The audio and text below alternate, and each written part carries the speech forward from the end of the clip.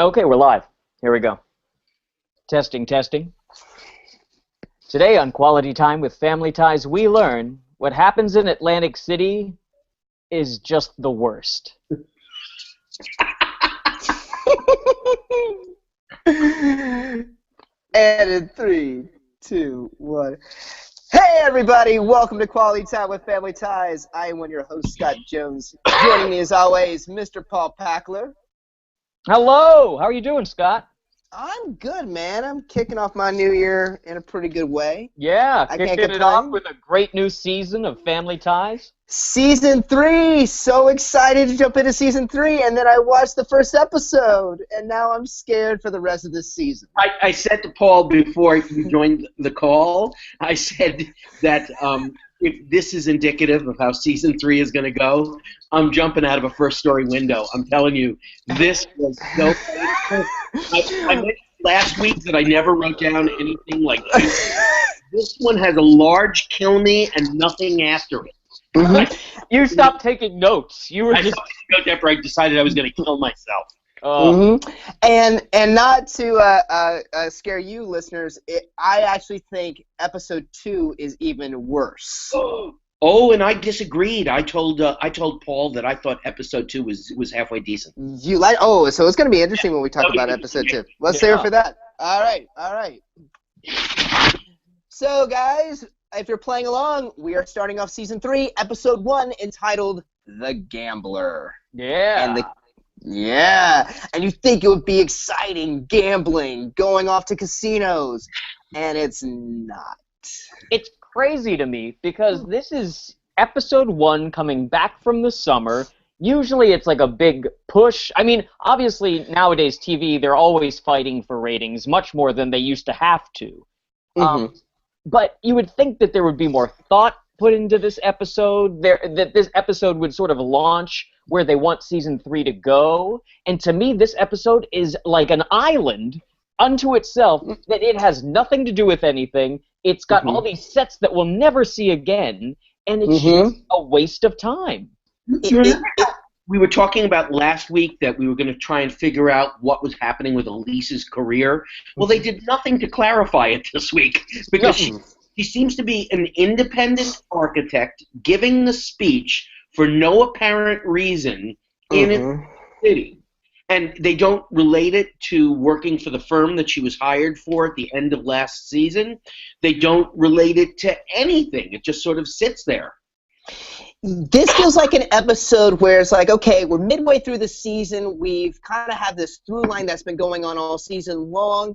And let's just do something that shakes things up, a little break from our continuing storyline with the Keatons, and let's send them somewhere. But instead, it feels weird starting off a season with this episode. Absolutely. Yeah. Like, if this were a mid-season episode, I could totally understand and would probably give it less shit than I'm giving it right now. Because as a season beginner, it's just mind-bogglingly ridiculous that they used it this way. Yeah. And I don't know if in the 90s it became more apparent, like with sitcoms we need to have like a through line story that's going to take us all the way through a season. Because I haven't seen that with Family Ties yet, really. Like something that's going to be kind of dealt with the entire season. Next week. Yeah, that's true. Next week. That is true. It's the first time we've actually seen that. Good point, Corey. Which is why I'm questioning, after seeing this episode and the second episode, why did they do it backward? Right. This seems like almost like a holdover, like it was an episode from last season and they never got it in. Right. Well, we start off in the kitchen, and the kids are playing blackjack, and of course, Alex P. Keaton has a system for blackjack that will work because they're going off to Atlantic City because Elise has a convention with her I think it's with her company where she's giving a speech about architecture. I love Alex's system to play blackjack. All it is know the rules of blackjack. I thought that was so funny. It was like, his counting system is, I guess you should have common sense approach to blackjack. Right, exactly, yeah. Because, I mean, we all went to Vegas one time, and our friend Justin had a way of playing blackjack where it had to do with betting and playing the odds of if you lost this time, you should double your bet for the next hand and stuff like that. And if you win, then you should, like that is a system that you actually have to know things. This, just know the rules of blackjack. Yeah, if you want to know Alex's system, just get Blackjack for Dummies, and that'll teach you everything you need to know that he knows. Yeah. I'm so completely enchanted with how they made a corporate decision to make Mallory seem as though she's brain damaged now. They've gone off the deep end. Now she's no longer dumb. She's a fucking moron. Yeah, there were glimpses in season 2 where they weren't doing that. We're like, oh, this is nice. And now they've just, it's her slipping back into complete, total dumb status. I feel like she would get kicked out of the Sweat Hogs for how dumb she is. That dumb. It's crazy. It's like when they don't know what else to do with her. When in doubt, make Jennifer a tomboy. When in doubt, make Mallory dumb. Yeah. And that's all they got. Yeah. And like we said, we're in season 3 now. It's a little scapegoating with those characters. The one thing I'll say, the costumes in this scene are great. Everyone's wearing pastels, and it looks very cool. Mallory has a great haircut. Yes, a new haircut for the new season. Yeah, but the costumes were all very nice together. I thought that the kids looked very cool. But, when they start this, and they're talking about blackjack, and Alex gives this long romantic speech about the meaning of gambling and how it's the American capitalistic system, and wow, gambling must have been a lot more romantic in 1983 than it is now. Yeah. Because living in a FanDuel, DraftKings kind of world, it's not very romantic anymore. It's sort of like, wow, you're so twisted if you think you're going to make your fortune gambling. Right. Yeah. Steven and Elise come in singing. They sing a lot in this episode. Oh, they sure do. They got some musical numbers. It's Moulin Rouge for the Keatons.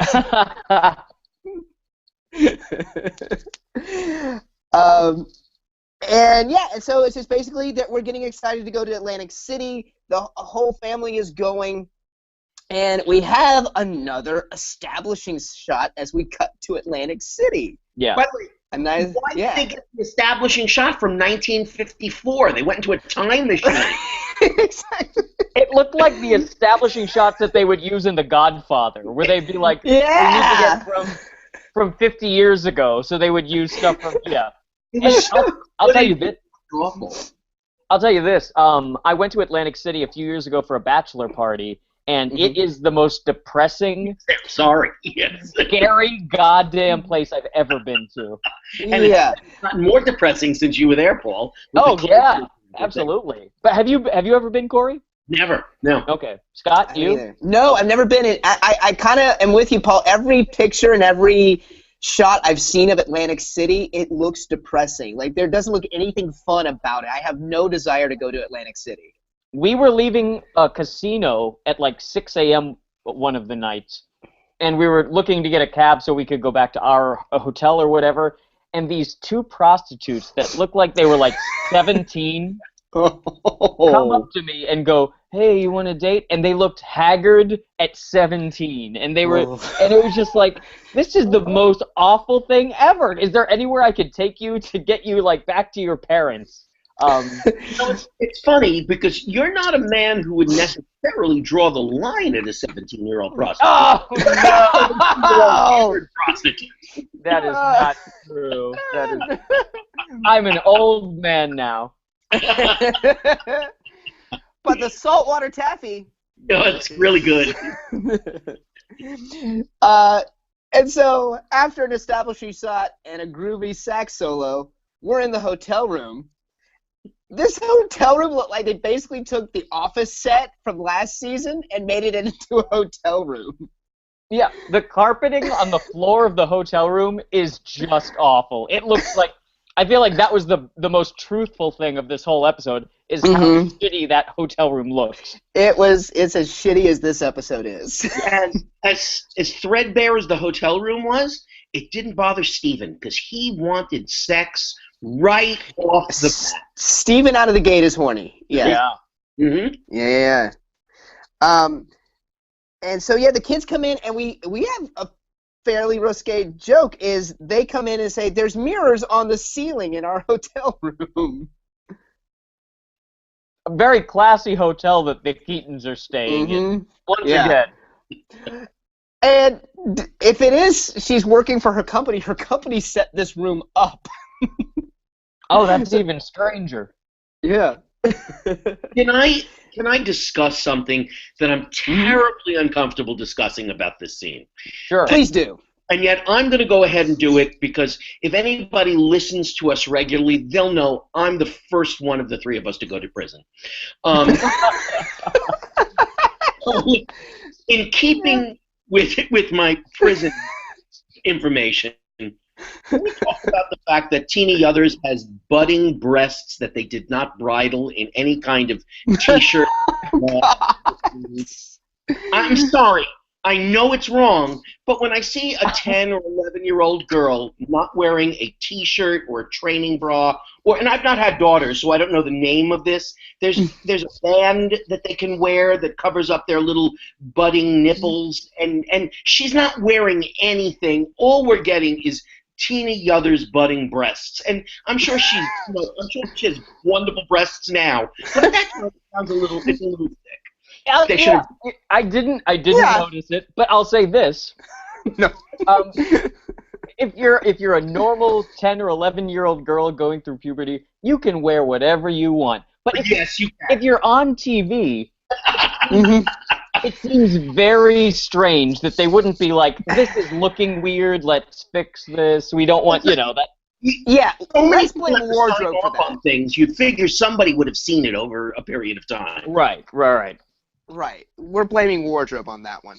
Absolutely. I was, and the mirror's on the ceiling line, and then when Elise jumps in and says, "Oh, Steven, she has our room." Holy shit, family ties. And we discover there's they're trying to, they want to be economic about this trip, so Steven has a coupon book for breakfast at 3:30 in the morning 3:30 in the morning to 4. And Mallory, for some reason, is obsessed with Tom Jones at her age. They must have thought that Tom Jones was a lot more enchanting and romantic in 1984 than he actually was. Yeah. Was he ever enchanting and romantic? Maybe What's New, Pussycat? Whoa. Yeah. Back then, that was in the mid-'60s. It's been 20 years since he was enchanting and romantic. That's weird. Yeah. It's just weird for a teenage girl in the 80s to be that obsessed with Tom Jones. It's like a 15-year-old being obsessed with New Kids on the Block. It's like, what? Yeah.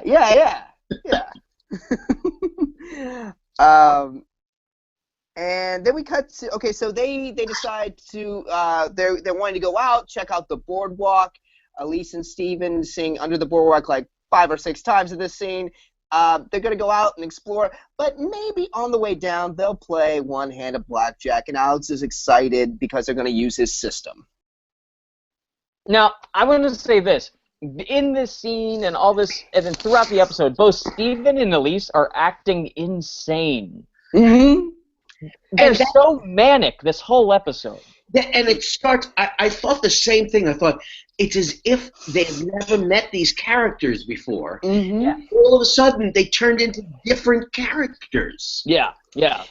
This is something I noticed, and I made a note of it, that they've done with Elise a couple of times, where when she has an issue of some kind, she becomes this weird caricature, cartoony person. Mm-hmm. That's not her at all, or not what has been established, and it's gotten really annoying. It does. And then the other thing that's weird is who has fun on vacation with their family. That is just, like, in this episode, everyone's having a great time with each other. No one's like, as you're pulling up to the hotel after having driven for so long, no one's like arguing in that last 20 minutes of the drive. Everyone hates each other. I feel, Paul, you have some anecdotes here. No. I'm just pulling that out of the ether. I don't think that actually happens. Well, and also at the age that these kids are at, you got a preteen, you got two teenagers, one getting ready to go off to college. At this point, when you go on family vacation, you all separate and go do your own thing. Right. You know? When you're kids, it's a big family to do. You all go together. But when you're teenagers, like, yeah, if you want to go to the board, that's great. If you're going to go get something to eat, that's great. You all kind of separate and plan on meeting up later. I'll say this, though. In Atlantic City, you really want to keep everybody together. There's safety in numbers. There's haggard 17-year-old prostitutes out and about. Exactly. Right. Corey, you still there? Oh, I sure am. I'm waiting until we get to this next scene. Okay. So let's get to it, because we go down to the casino, and wow, they are getting a big budget, even a bigger budget this season. They have a whole casino set. It forced me to go and take a look at the ratings. I had to go and look at the ratings. Okay, go. Someone did. Oh, good. Let me hear it. I went and looked. Now, in the first 2 seasons that the show was on, it never even registered in the top 25. Never. Wow. Whoa. In season 3, guess what occurred? Cosby. Okay. Cosby was their lead-in. All of a sudden, they're the number 2 show in America. Holy shit. That's amazing. 3 consecutive years. So all of a sudden, there was money coming in, and that was the reason for this huge set, thousands of extras. Yeah. Ridiculousness with giving the pit boss and the dealer, and then there was another guy in the stands. Everybody's getting under 5s, and they're just spending money like it's going out of style in the scene. That's something we haven't said yet, but that's a very good point. This episode has so many characters and extras beyond which we've never seen before. Nope, it's always been a smaller show, and all of a sudden it's huge, and boy, does it suck. Yeah. The bigger it got, the more sucky it got. I wonder if that's the reason for this episode kicking off the season. It's like, we got lots of money now, we can build a big set where it's going to be more of a spectacle, and they just didn't have, and the writing's just not there. Right. Yeah. So, Mallory thinks she sees Tom Jones. Yeah, on the gambling floor. On the gambling floor. And Elisa Stevens sit down at the blackjack table. Oh, wait, you didn't even say that the joke was that he was a black guy. Was a black guy. Yeah. Yeah. So she's like, I see Tom Jones, and the camera reveals that it's actually a black guy. A black man. But there's an irony to that. Yeah. Didn't Tom Jones just try to get like a DNA test to see if he is actually like African American to some degree? Did he? Yeah, he just. I don't know what the findings were or whatever, but he had a test done to see. He was like, I feel like I might be part black, and so. Whoa! What was that? Oh. Was that Corey? I have no idea. That was the ghost of Tom Joad. Tom Jones. Tom Joad. Tom Joad came in. Yeah. And so they're sitting down at the okay, so we're at the blackjack table. Steven plays a hand, and he wins, I think. Yeah. At least helps him, and using Alex's technique, and Steven wins the hand. And then Alex tries to sit down, but they say that the pit boss is like, "Get the hell out of here." You mean Damon Runyon, the pit boss? All of a sudden, it turned into Guys and Dolls on me. Yeah. It got very Guys and Dolls. Alex was like, "Yeah, I'm in Jersey. I got to talk like this." Yeah. And it's the weirdest thing. Godfather. Yeah. But the pit boss is like, what's happened? What was that again? What was that sound? It's not coming from me. Is that mine? I'm sorry. That might be me. I don't know. Anyway, sorry about that. So the pit boss is the worst actor ever. Every time he says something to Alex, then Alex has a joke back at him, and he turns toward the camera, the pit boss does, and you see him like smiling like the actor is laughing. Yeah. On every Alex punchline it happens. And they do this bit over and over throughout the episode, too. Now, I thought you had to be 18 to gamble. Is it 21? It is 21. It is 21. Okay. Yeah. Some Indian reservations you can be 18, but for table games, I think across the country it's got to be 21. Because they're giving you free drinks type thing. Exactly. So Steven encourages Elise to, give it a try, honey. She's been the most reluctant at this point to just sit and gamble. And she automatically, without Alex had given her these cards with all these steps of how to his system, and Elise without us even ever seeing her read over them or look over them, she knows exactly his method. Like they're quoting it to each other. Right. It's insane. And she wins. And all of a sudden, she is a full-on gambling addict. The switch is on, and that's where I said, we've seen this story 100 times before. She gets a successful hand of cards, and she's off and running. It's insane. But there's a precedent. Maybe it's the Donnelly blood running through her veins, that she, like Uncle Ned, is also an addict, that she's predisposed to personality. Yeah, Paul, that's a great connection. I didn't even think about that. There you go. There's some writer in Family Ties who's going to hear that, and he's going to go, yeah, that's why we did it. Yeah. These guys they know the depth of my writing. They're really good. They understand. They know how to break this shit down. Yeah.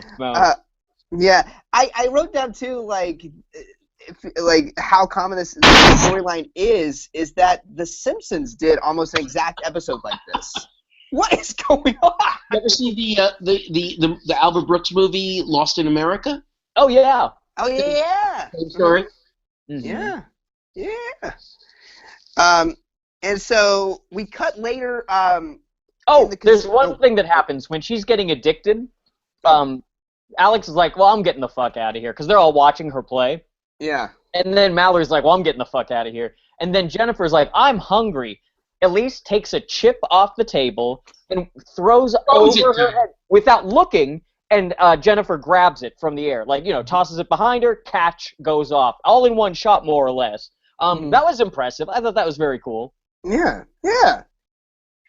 But but Jennifer's not going to be able to cash in that chip.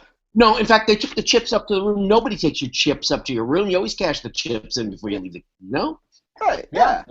And we cut to the casino later, and now a crowd has gathered around. Oh, sure, because that's what happens at a casino. Most people aren't thinking about themselves. They're thinking about, I hope I can watch somebody else when I wish it was me. Yes. A crowd is gathered around because Elise is on a huge winning streak. And this is when she starts to call her husband, after 2 years and 1 episode, Steve. Yeah. There's 2 or 3 Steves in this one. Never heard her call him Steve before. I don't think of him as Steve. All of a sudden, Steve, listen. Steve? Where's that coming from? And it's like all is not well. Everything's falling apart. Yeah, and the way her tone is like, "Oh, Paolo, buddy, Steve, come on, Steve, let's do this, all right?" It's weird. It's just where did you take Elise? Where did you kidnap Elise and take her somewhere? Yeah, she's just not an addict. She's like schizophrenic. So Steven kind of comes over to her and appeals to her. It's like, honey, you've done a great job. We've won a lot of money. How about we just cash in now and quit while we're ahead? No, wait. I'm getting confused because this episode goes on for fucking ever. Yeah. So where are we? Are we on the floor still, or is this up in their bedroom when we're she still has on the the floor. Still on the floor. Right. All right. Oh yeah. Oh, can we just skip ahead to when she has the money? Is that all right? It's fine. That final scene takes like 3 different turns in like 2 minutes. Oh, I'm not even. Yeah, no, not even there. I'm saying the first. Yeah. Okay, so they go up to the room. Now she has $1,263. That's right, and calls themselves well-to-do. We're not rich. We're well-to-do. Now, even let's say you triple how much that is in today's money, and it's like $3,600. Mm-hmm. I'm doing the jerk off thing right here. This is not a lot of money to live on. No matter how you cost it, it's not a lot of money. Yeah. But here's the thing. She was playing so well. She had such a big thing of chips. Was she playing a goddamn penny ante blackjack table? It took that long to get $1,200? Yeah. It's like, is it $5 a hand? Actually, like a $5 table? I don't know. It's taking a long time. Yeah. And she was playing for hours. Can you believe a crowd gathered around to watch her win $1,200? At a casino, it would have to be a little bit more like 120,000 per hand, maybe something. Yeah. Those people haven't seen a $10 bill before. They're like making it rain Lincolns. Awful. Yeah. Oh, it's just so ridiculous. I barely took notes on this scene too. And so yeah, Steven's like, okay, Alex wants to now quadruple the bets. Right. To make it even more, because now we're taking it to the next level, and he's coaching Elise. And There's like this terrible physical comedy where like he grabs her hand and they twist each other onto the bed. That's awful. Mm-hmm. Yeah. And the timing of this bit of like they completely ignore Steven, doesn't play. Like he's like, let's go outside. It's a beautiful day. And then they jump right back into talking about what the strategy at the table. Yeah. Yeah. And so then the scene ends. I mean, here's just more money that Gary David Goldberg's throwing around with room service at the door and people playing on violin. And she says she's ordered a snack. A snack and a band, of course. We all get snack and a marching band to come upstairs. Yeah. For the production value on that joke, it is horrible. Yeah. Yeah. All right, so I think that's the commercial break. You want to take a commercial break? I think we need to. All right, man. All right, we're going to cash out. We'll be right back. And we're back. Now, I don't even, at this point, the episode just falls apart to the point of I don't even know what happens for the next, 10, 11 minutes of this episode. What happens is there's a repetitive nature of what's happening. You're right, Corey, let's take a pause for a second. Your sound isn't coming in well. Yeah. Oh, you know what? I think I was holding it against my stomach. Oh, okay. All right, that's fine. I think it's going to be much better now, wouldn't it be? Yeah, now it's perfect. Of course. Clear. I was holding the microphone against myself. All right, well, let's just go like we just came back from the break. Yeah, so Corey, start over.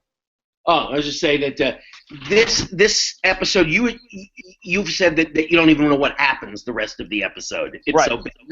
Well, what happens is it's pretty much the same thing over and over again. They just never even build it. It's like she has money, she gets berated for making money, and then she wants to do something to lose the money, and it's just an awful second act. It's as bad as I've ever seen the show.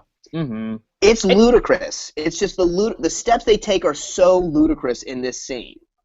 And it's not built on anything. Like the first few minutes of the episode, they've established problems to be addressed or issues that they want to discuss or things for the characters to do. And by this part of the episode, all of that falls away to nothing. It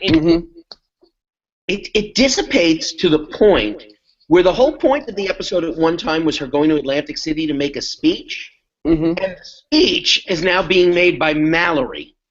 Yeah, which is insane. She's at the blackjack table, and she's like, Mallory, here, you just give this speech. You do the speech. That's it's so unrealistic that it's not something that would happen in Family Ties. Not having a Family Ties, not true to the character at all. Like it's crazy. Yeah. And also, listen, if this is her company sending her out to do this, and she doesn't do the speech, she's going to lose her job. Yeah, if she has one, who knows? Right. Yes, we don't know. So she's gambling again, and of course, we have to have the moment of her losing it all. Mm-hmm. That she was on a high, and now she's on a low. And it gets to the point where she's begging the people that went to go see Mallory do her speech if she can ask them for $20. I mean, that's the great. I get it. You have to truncate an issue for a 24-minute sitcom. However, it's like if someone died and they went through all 5 stages of grief in one episode, and you're just like, this is the most unrealistic thing I've ever seen. And so now she's like getting the sweats, and she's like itching, and she's like, oh, someone just give me a quarter. God, I'll give you a hand job for 5 cents. She's going to be a prostitute on the boardwalk. Oh, and it all comes back. Yep. Yeah. Who I ran into on the outside of that hotel were Mallory and Jennifer without a bra. That's who I ran into. There we go. Oh, and the scene was just Steven just appalled at her. It's like, Elise, I'm taking the girls upstairs. And it goes upstairs. You would think that it shortchanges him as a character because he doesn't say to her, you know, like he doesn't like take her away and be like, listen, you need to cut this shit right now. Yeah. Yeah. It's so lacking, you know, like we've talked about, you know, the rules of improv and stuff like that, and to heighten a scene, which is what you want to do, you got to take logical steps, though. If you take too big of a step, then the scene falls apart. Yeah, none of the choices that the characters make in this episode by this point are grounded in either past knowledge of the character or the reality of the situation. Mm-hmm. Which makes me wonder if they had, like, a new writer write this episode. I didn't check. I think it was 2 past writers. It was Ruth Bennett and Alan Uger. Yeah. Oh, and Ruth Bennett usually did a couple episodes that we really liked. Absolutely. Oh, yeah. But of course, you know, we don't have any knowledge whether they actually wrote this episode. So right. The names could be slapped on it. Who knows? Right. All right, so we get to our long-ass closing scene. It's nighttime at the... We're in the bedroom in the hotel, and she hasn't home yet. Is that what's going on here? Yep. Oh, for me, it's a nice little moment of realism. He's in bed with the lights out. He doesn't know where his wife is. Yeah, he's not staying up. Yeah, it's weird. Realistic. Nothing about this seems real. No. Yeah. And, so Steven's asleep. Alex comes in because he's worried about Elise, and he feels guilty for leading her on this track. And so the girls, and he wakes up the girls, so the whole family is in this room now and wondering what happened to Elise. And Elise comes kind of trying to sneak in and says, oh, I didn't realize that you guys would be up. So she gives, so this scene has like 3 different turns where I didn't know what the fuck they were trying to establish. No!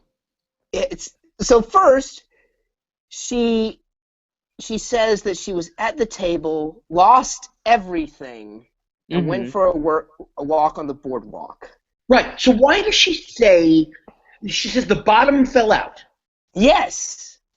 So the bottom's, And then he even asks for an explanation of it later, and I still don't understand it, because the expression the bottom fell out means that something bad happened. Right. Mm-hmm. So now our expectations is she's lost a lot of their money. But that's not what happens. She opens up a briefcase filled with $2,000. She's won.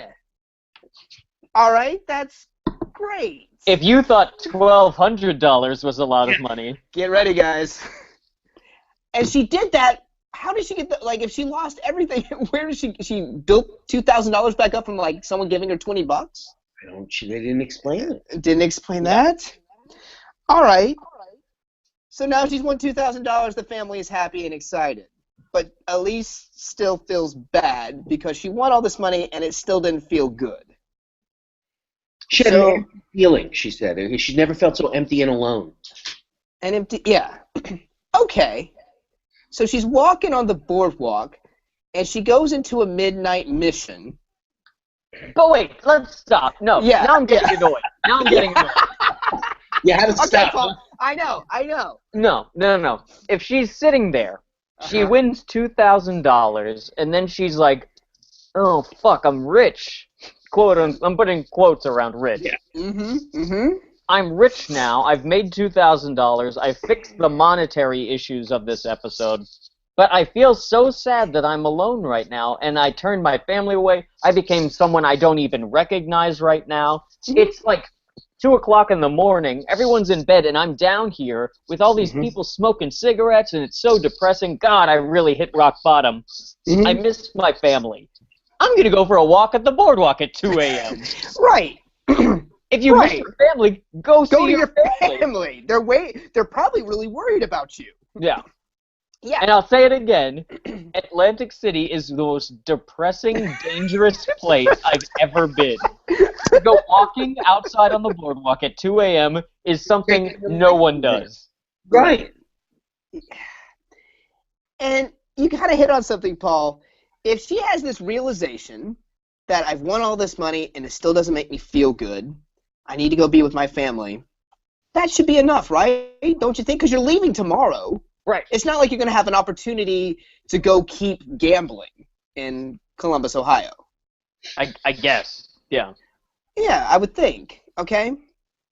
So, take the money. All right, you've learned your lesson. Go be with your family. But no, she goes to a midnight mission and writes a check for $2,000 to donate for the mission because she felt so guilty. She pledges the money, she says. But yes. Now, she apparently, and the math here didn't make too much sense either. So she really only had $1,800, but she pledged $2,000. This drove me insane. It just gets more and more aggravating. And I think she only pledged the $2,000 just to piss us off so they could have that terrible joke of we're in the hole $200. You won money, we're in the hole. How does that work? Why do you need to do that? Why can't... Okay, if we're going to go down the line of we're going to give away the money that we won, why don't you just give away the money that you won and that's it? Right. Why do you have to go in the hole? Why do you have to do that to your family? Also, that's just being shitty to your family. Let's remember, she had a briefcase filled with money that she just threw open onto the bed. I'm going to assume that she had this briefcase of money with her when she was walking on the boardwalk. And when she was on the boardwalk, she stopped at the homeless shelter. And she was like, I could just see the scene happen. She's got her briefcase, and she's like, I'm going to give you guys $2,000. I'll send you a check. What's your address? And they're like, oh, wait. Well, it's tough for us. We don't have a banking account. We're, We can only take sorry, no cash. Yeah, do you have any cash? And she's like, no. And Paul, remind us once again, what is the most dangerous place you've ever been to before? Atlantic City. It should be called Atlantic Shitty. That's what it should be called. And she's walking at 2 o'clock in the morning on the boardwalk with $1,800. $1,800. So there's that. Can you imagine if you worked at that place on the boardwalk and some woman comes in at 2 in the morning and says, I'm going to give you guys $2,000. And you would be like, thanks, drunk white lady. We really appreciate that. We won't be holding our breath for that money to come in. Right. You have the money in that briefcase, but you're writing us a check? Sorry. Oh, it's just such a horrible scene. And it goes on forever. And we'll just cut to it. They end up go using those coupons and getting breakfast at 3:30 in the morning. That pretty much is it. We've learned our lesson. Elise never's going to gamble again. Let's go get breakfast. And what was the time frame on that coupon? Because I feel like the scene started at 3:30 in the morning. It was like 3:30 to 4:30 or something. Yeah. So, because that scene was so long, who knows if they even make it. Time. Oh. Guys. All I can say is that this episode was just as shitty as some of the worst episodes of Season 2. And what's crazy to me is that they had time off to fix things that didn't work, and this is what they came up with. This was their lead-in. This is what's going to kick us off. You know? I don't know. We've been hoping for a long time to have a light at the end of the tunnel, but I'm not seeing it so far with Season 3, guys. However, I'll say this: we both watched a couple of the episodes that follow this, and it does get better. Yeah. And we'll talk about it next year. I was not a big fan of the next episode. Right. But we'll talk about oh God, here we go. So yeah, I feel like if this I don't know what they could have done to even fix this idea. It's just so cliche. Throw it away. Just don't do this. Just don't do this. Yeah. Don't do this. It's not a Family Ties episode. This is an episode for a different sitcom. It is. Yeah. Mm-hmm. I wonder if it's like one of the writers wrote for a different sitcom and just had this like in his backlog. It was like, let's do this. Right. That's what it feels like. Yeah. Well, guys, we're off and running. Slowly, but off and running. Off and walking. Off and moseying, it feels like. Yeah. Yeah.